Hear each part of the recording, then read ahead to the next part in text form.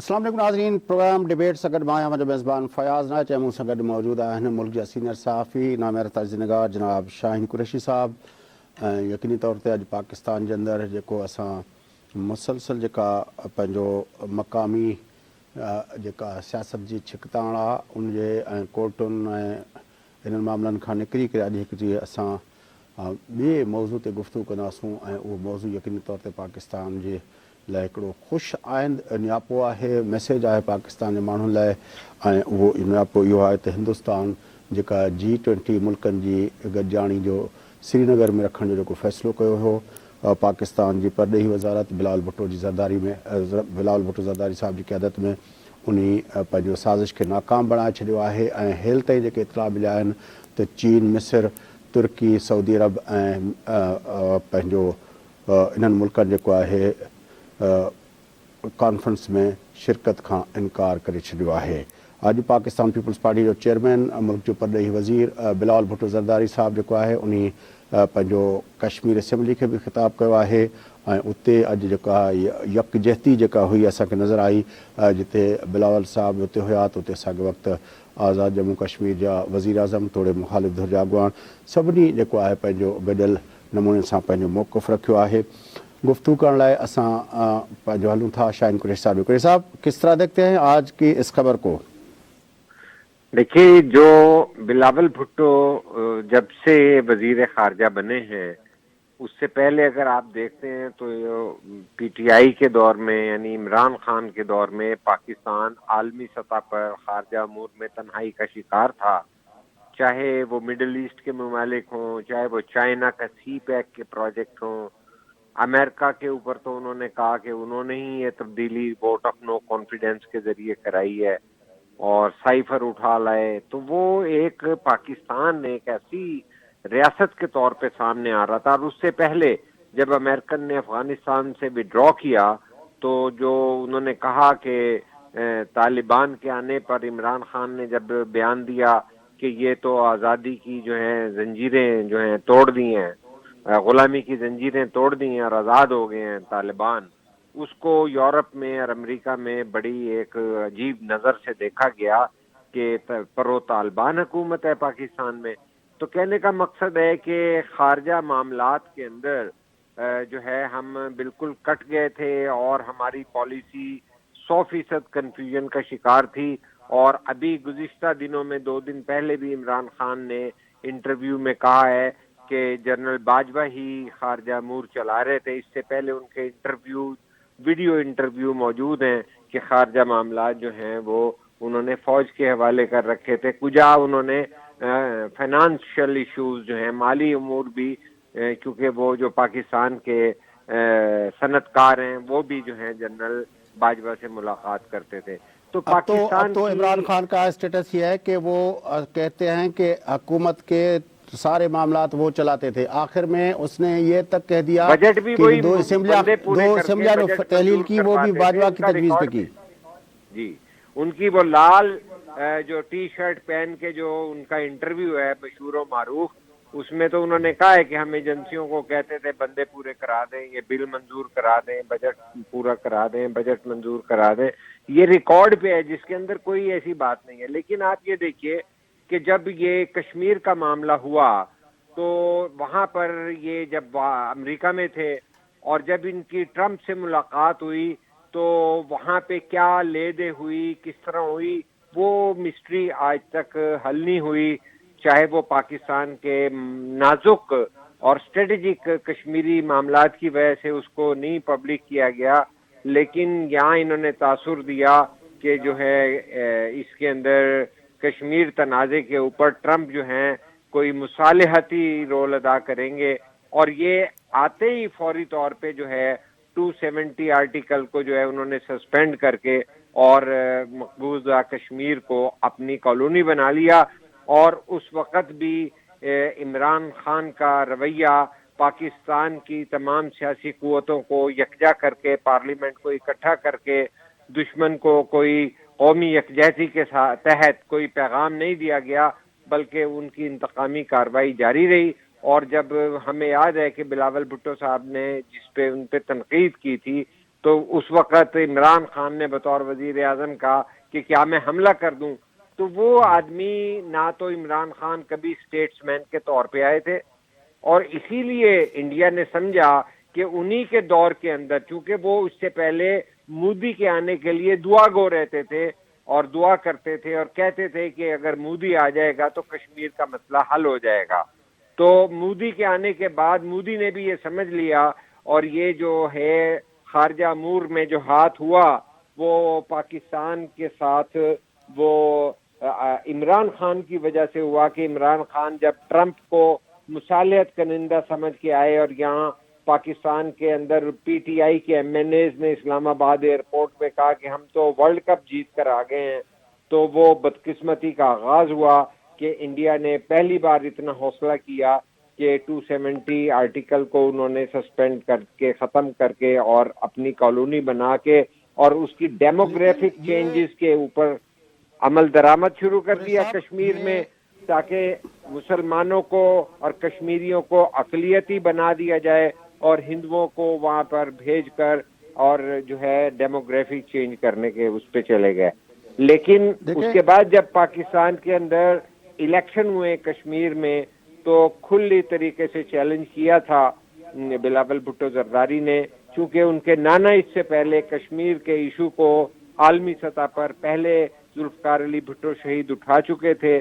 اس کے بعد محترمہ بے نظیر بھٹو شہید نے کشمیر کے معاملے پہ ایک بہت جرأت مندانہ موقف رکھا جو پاکستان صاحب کی. یہ اس میں تھوڑا اس میں یہ ایک میں چاہتا ہوں کہ تھوڑا ایک پرسپیکٹو اور میں آپ سے معلوم کروں کہ یہ جو سارا سلسلہ ہے یہ جو کچھ ہوا ہے, کیونکہ یہ بہت امپورٹنٹ اس لیے بھی ہے کیونکہ ہندوستان برکس کے اندر اس نے جو اپنا وہ شنگھائی کوآپریشن کا حصہ ہے اس نے گوا میں رکھا, اور اس وقت جو تھا پاکستان نے شرکت کی, اور وہ جو شرکت تھی اس کو بھی بڑی اپنا وہ تھی کہ وہ جب بلاول صاحب وہاں پہ گئے تو یعنی وہ ساری کانفرنس کا محور اور مرکز, ساری دنیا کی میڈیا کا محور اور مرکز بلاول بھٹو زرداری تھے, کیونکہ اس کے اوپر بی جے پی کی لیڈرشپ نے ایک اپنا باؤنٹی بھی رکھی ہوئی تھی.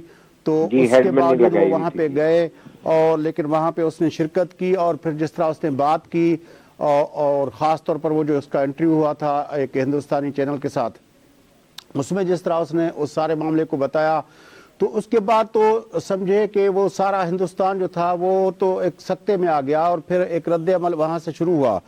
اس رد عمل کے ابھی تک اس کا ایکو جو ہے وہ ابھی وہاں پہ ہے. ایسی صورت میں یہ ہندوستان کی دوسری کنسپیریسی کو ناکامی جو ہوئی ہے, یعنی چین اپنا اور روس اور اس کے علاوہ سعودی عرب, مصر, ترکی جیسے ممالک جو ہے وہ G20 میں شامل نہیں, اجلاس میں نہیں جا رہے, حالانکہ ہندوستان جو ہے وہ برکس کے حوالے سے, برکس کرنسی کے حوالے سے اس نے کافی اپنا اس میں اختیار کر کے, یعنی ایک طرح سے چین اور روس کا جو اپنا فائنینشیل جو سیٹ اپ ہے اس کو جو ہے اس نے ایک طرح سے ایکسیپٹ کیا ہے. لیکن پھر بھی چین, روس نے اتنا بڑا قدم لیا, سعودی عرب, ترکی اور مصر نے اس کا ساتھ دیا.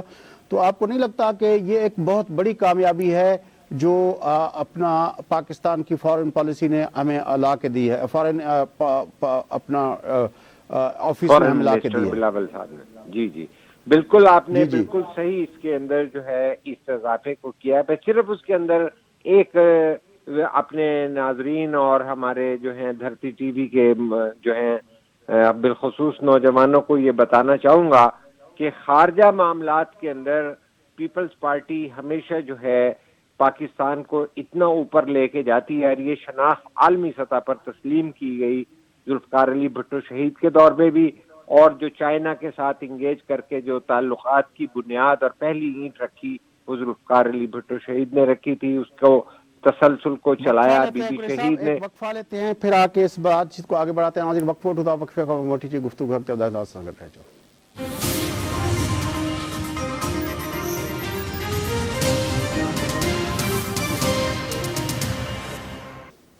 ویلکم بیک ناظرین. پروگرام جس سلسلے کے اگتے ودھائیں گفتگو لندڑ ہوئی پاکستان جی پرڏيهي وزارت جی سفارتی کامیابی کے حوالے سے گفتگو کئی سے پہ.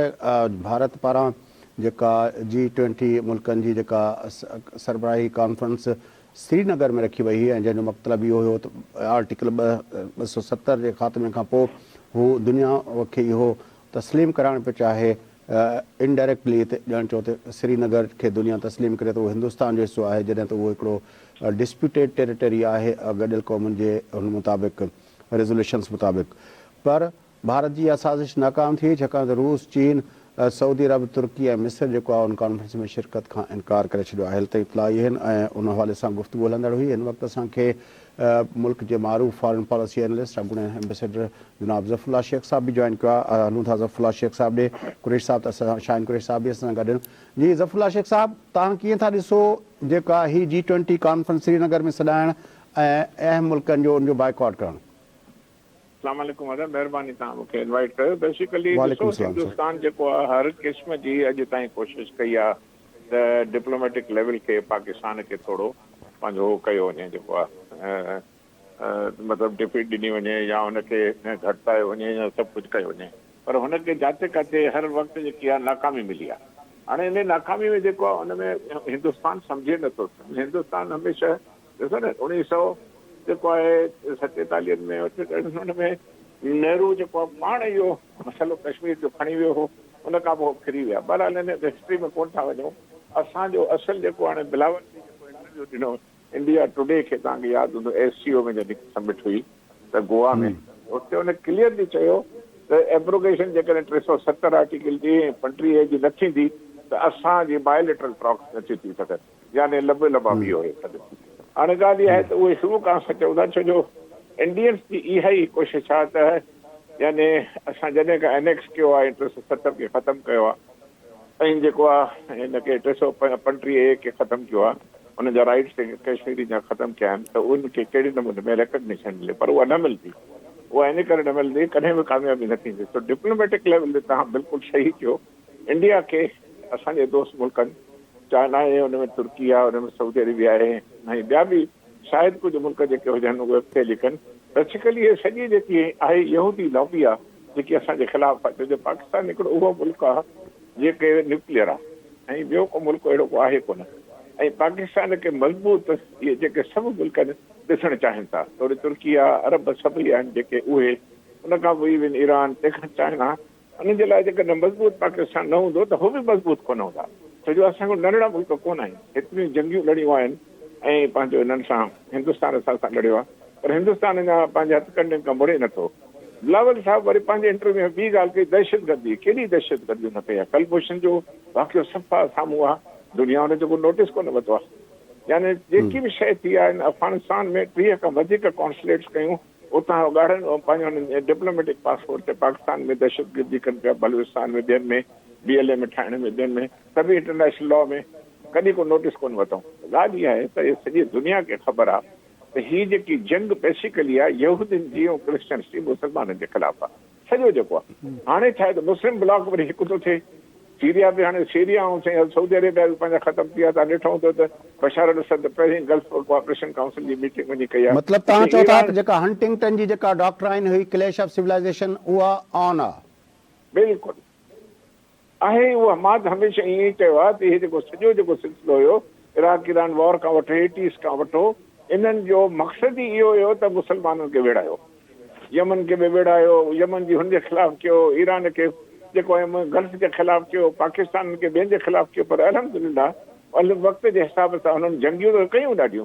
हाणे weapons of mass destruction Iraq में किथे हुया, कूड़ निकितो सॼो, सद्दाम खे मारे छॾियो, पंहिंजे नमूने सां मारियो, कुवैत खे वठी वरी वापसि करे छॾियो, गेम खेॾियो, सऊदी अरेबिया असां सॼा पैसा हिननि जा तेल पाण वटि रखियो।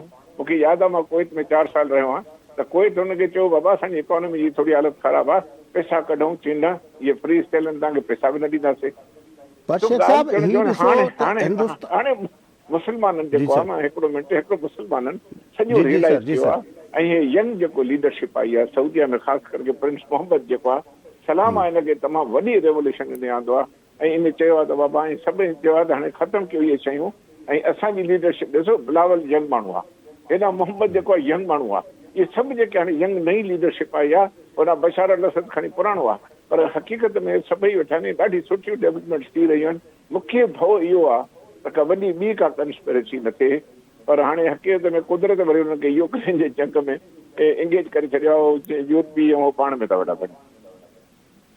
अच्छा ज़फ़रुल्लाह शेख साहब, जेके हिंदुस्तान ही त खणी जेको असांखे कामयाबी थी आहे, पर जेका investment J point of view खां जेका पंहिंजो जेके डेवलपमेंट्स कयूं हिंदुस्तान मिडल ईस्ट जे अंदरि UAE सां ऐं पंहिंजो सऊदी अरब सां, तव्हांजे ख़्याल में अॻिते हली उहे पंहिंजो असांजे इन सॼी जेको हिन वक़्तु जी अॼु जेका सूरत हाल असांखे नज़र अचे थी उनखे इम्पैक्ट करे सघनि थियूं? ॾिसो, जहां तक तव्हां इन्वेस्टमेंट जी इकोनॉमी जी ॻाल्हि कई आहे त असांजे लाइ तमामु वॾी ढाल ऐं वॾो आसिरो ऐं वॾी रोशनी चाइना आहे।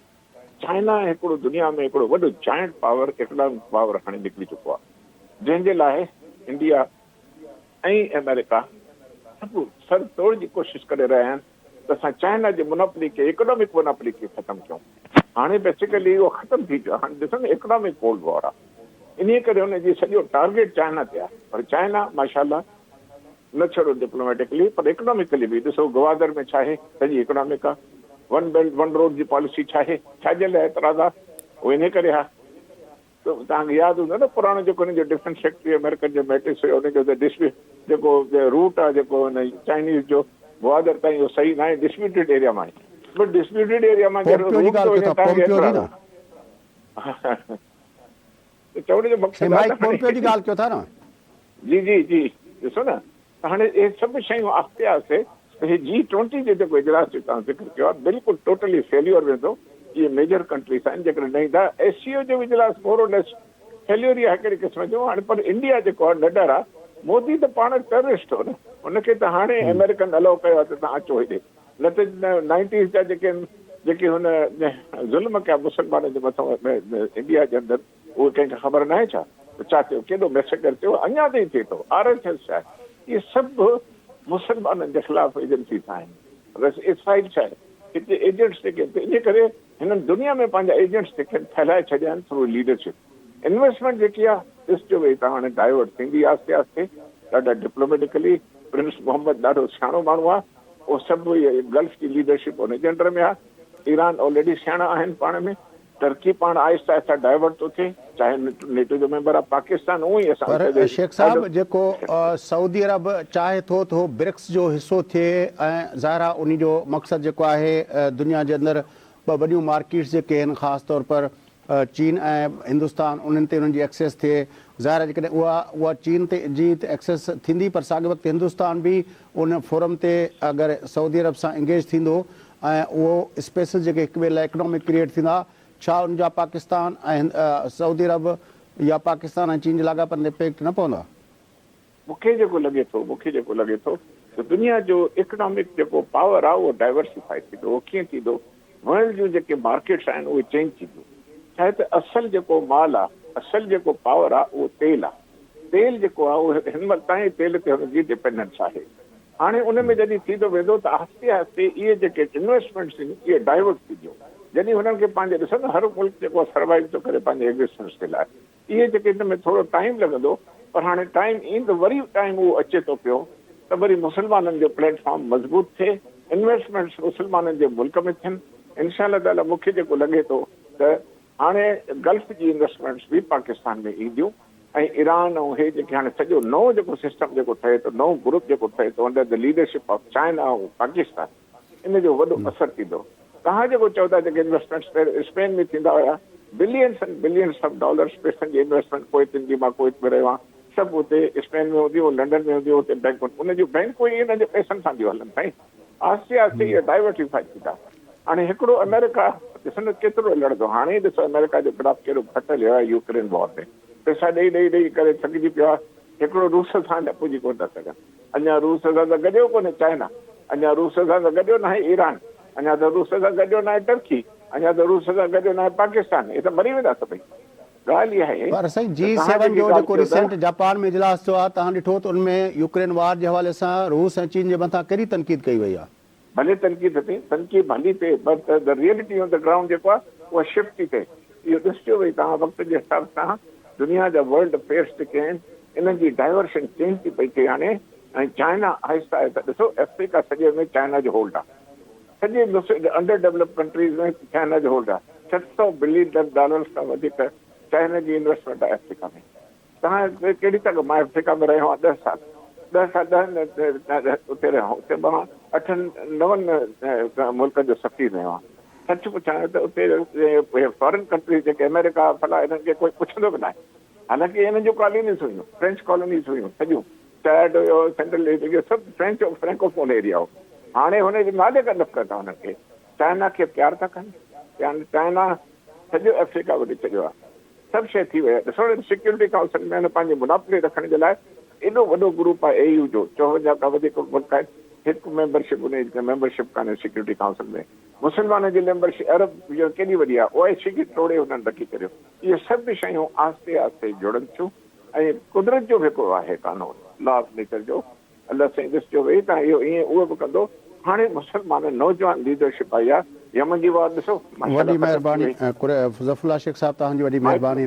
मैं जफर साहब से एक सवाल अपने नॉलेज जी जी कुरैशी साहब आप पूछ सकते हैं। शेख साहब शाहिद कुरैशी साहब कुछ पूछना है, जो सवाल पूछना है। शेख साहब, जफर साहब, मैं आपके जो है एक तालिब इल्म के तौर पे आपसे पूछना चाहता हूँ। एक तरफ तो हम ब्रिक्स की ये सारी सूरत हाल देख रहे हैं जो चाइना, रशिया और हम सारे जो बीच में हैं, लेकिन जो ये I2U2 के इनिशिएटिव को सिक्योरिटी एडवाइजर जो अमेरिकन, इंडियन, इजरायली और सऊदीया के अंदर रियाज में जो हालिया मीटिंग हुई है, ये क्या उसका पैरेलल नहीं है? क्योंकि उसके अंदर भी वो जो है समंदर के रास्ते और ट्रेन के जरिए जो है ट्रेड के अपॉर्चुनिटीज को देखने के लिए इनिशिएटिव लिया है। अगरचे लेट है अमेरिका का ये इनिशिएटिव, लेकिन उसके अंदर उन्होंने इंडिया को इंगेज किया है।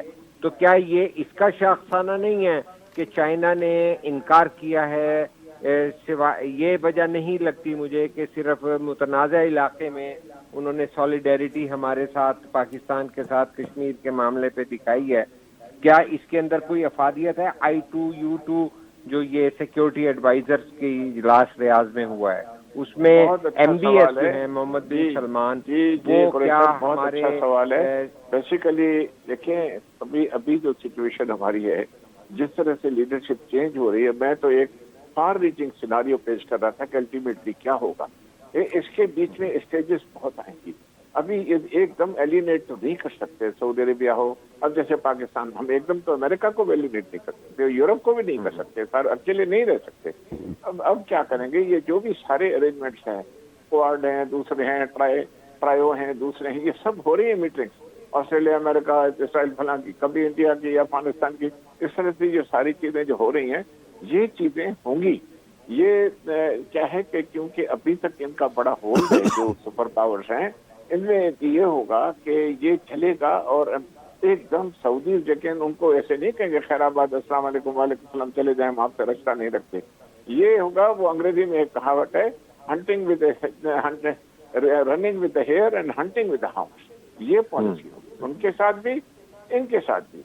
लिंक रखना पड़ेगा, मगर टेक्निकली ऐसी लीडरशिप आएगी जिसमें पाकिस्तान की लीडरशिप होगी और पाकिस्तान को मानते, और इंशाल्लाह पाकिस्तान मजबूत भी होगा।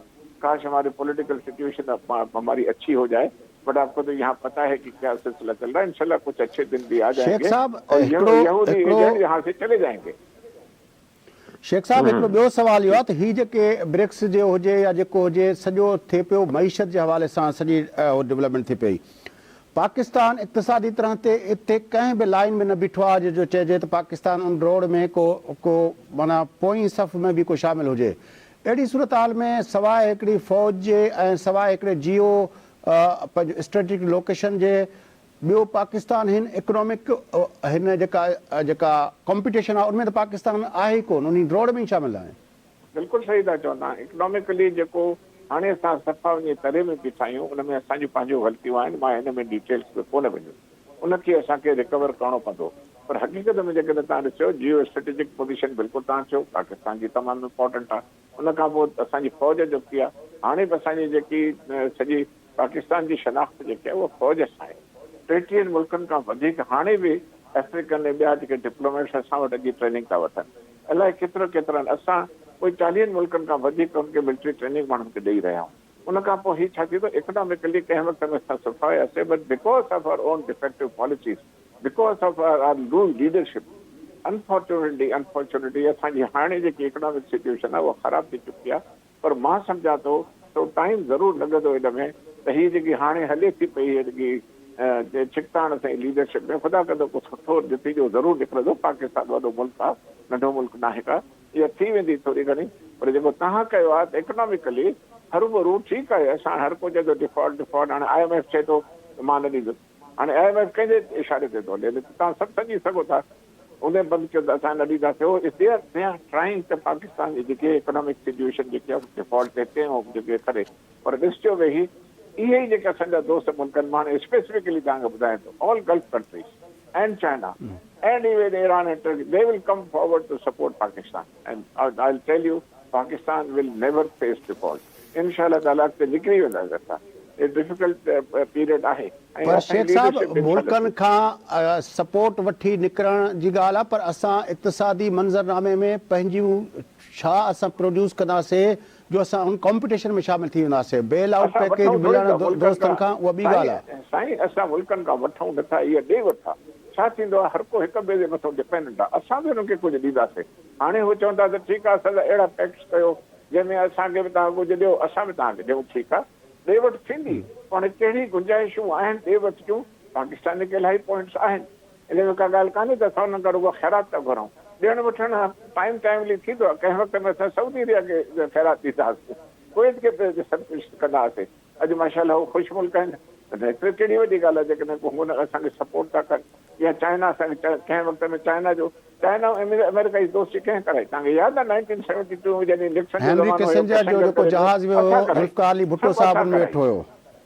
हा ॾिसो असां कराई उहो सभु कुझु। असां पाकिस्तान हिकिड़ो तमामु ज़बरदस्त मुल्क आहे ऐं मां तव्हांखे सही इंशाअल्लाह ताला ॿुधायांव थो, असां वठूं घुरूं कोन था, हीअ इंटरडिपेंडेंस थींदी आहे, ॾे वठि थींदी आहे मुल्क जे बायोलेटरल रिलेशन। कुरैशी साहब आप क्या समझते हैं, आप भी एक पुराने सुर्खे रहे हैं, आप क्या समझते हैं कि ऐसी सूरत हाल में जब इक़्तिसादी मंजरनामा के अंदर हम इतने वीक हों कि डिपेंडेंट हो दोस्तों के ऊपर, और फिर हम एक लीडरशिप का रोल भी अदा करेंगे, ज़फ़रुल्लाह शेख साहब ये कह रहे हैं।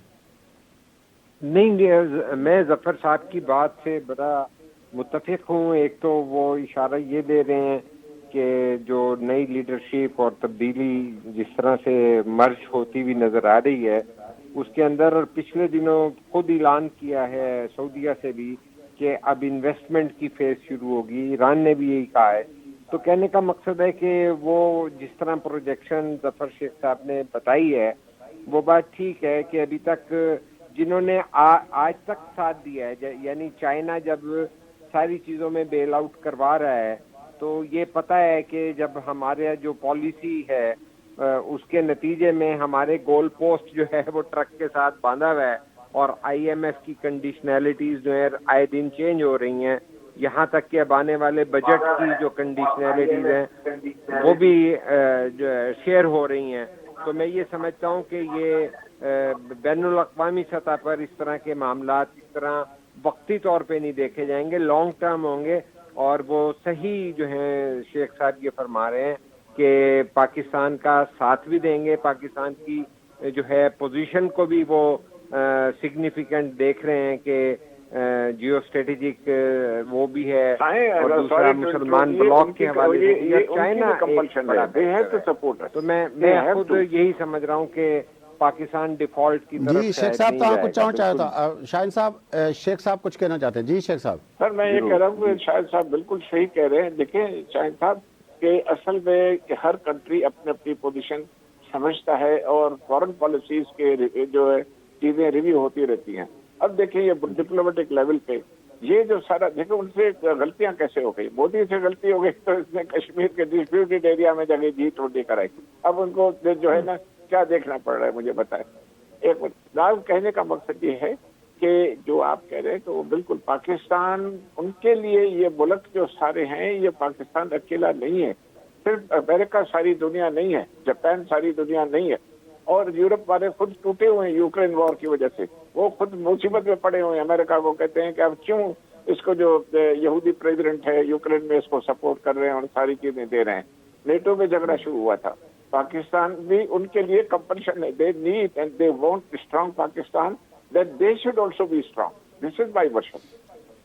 बड़ी मेहरबानी ज़फ़रुल्लाह शेख साहब, आपने हमें ज्वाइन किया। शाहीन कुरैशी साहब, आपने हमें ज्वाइन किया। आपकी बड़ी मेहरबानी। नाज़रीन, गुफ्तगू तव्हां ॿुधी प्रोग्राम में अॼु इंतहाई अहम जेका ख़ुशख़बरी पाकिस्तान लाइ आई आहे त हिंदुस्तान जेका कश्मीर के हवाले से जेका साज़िश कई हुई, G20 मुल्कनि जो सरबराही इजलास उन श्रीनगर में रखियो ऐं हुनजो इहो ख़्यालु हो त आर्टिकल 270 ऐं 335 जेके हुन पंहिंजे आइन में ख़तमु कया आहिनि, जंहिंमें कश्मीर जो स्पेशल स्टेटस हुन ख़तमु करे कश्मीर खे ॼण चयो त हुन पंहिंजो हिसो करे पिया छॾियो। पर आलमी बिरादरी इन ॻाल्हि खां चङी तरह वाक़ुफ़ु आहे त गॾियल क़ौमुनि जे करारदादुनि मुताबिक़ इहा हिकिड़ी डिस्प्यूटेड तकरारी इलाइक़ो आहे, डिस्प्यूटेड टेरिटरी आहे। पर हिंदुस्तान सम्झो पए त हिते जॾहिं G20 मुल्कनि जा सरबराह ईंदा त इहो मैसेज वेंदो सॼी दुनिया खे त इहा जेका आहे हिंदुस्तान जो हिसो आहे। पर चीन, रूस, सऊदी अरब, तुर्की ऐं मिस्र जेको आहे उन कॉन्फ्रेंस में शिरकत खां इनकार करे छॾियो आहे, जंहिंजे करे हिंदुस्तान खे जीअं को चइजो त मुंहुं जी ॾिसणी पई आहे ऐं पाकिस्तान जी हिकिड़ी वॾी सफ़ारती कामयाबी थी आहे। उन सां गॾोगॾु पाकिस्तान पीपल्स पार्टी जो नौजवान चेयरमैन ऐं पाकिस्तान जो परॾेही वज़ीर बिलाल भुट्टो ज़रदारी साहब उन मौक़े ते कश्मीर जी आवाम सां गॾु बीहण लाइ कश्मीर जे 3 ॾींहंनि जे दौरे ते आहे। अॼु हुन कश्मीर जी कानून साज़ असेंबली खे बि ख़िताब कयो आहे। आज़ाद कश्मीर जे अंदरि जेको हिन वक़्तु बिलावल साहब मौजूदु आहिनि ऐं उते जेका कश्मीर जी आवाम सां यकजहती ऐं सॼी दुनिया खे इहो मैसेज पहुचाइण लाइ त पाकिस्तान जी जेका आहे कश्मीरनि जे काज़ सां कमिटमेंट जेका आहे उहा बिना कंहिं उनजे पंहिंजो उहा जारी सारी रहंदी। नाज़रीन, सां गॾु प्रोग्राम जो पूरो थिए थो। पंहिंजे मेज़बान फयाज़ नश खे इजाज़त सदाई गॾु।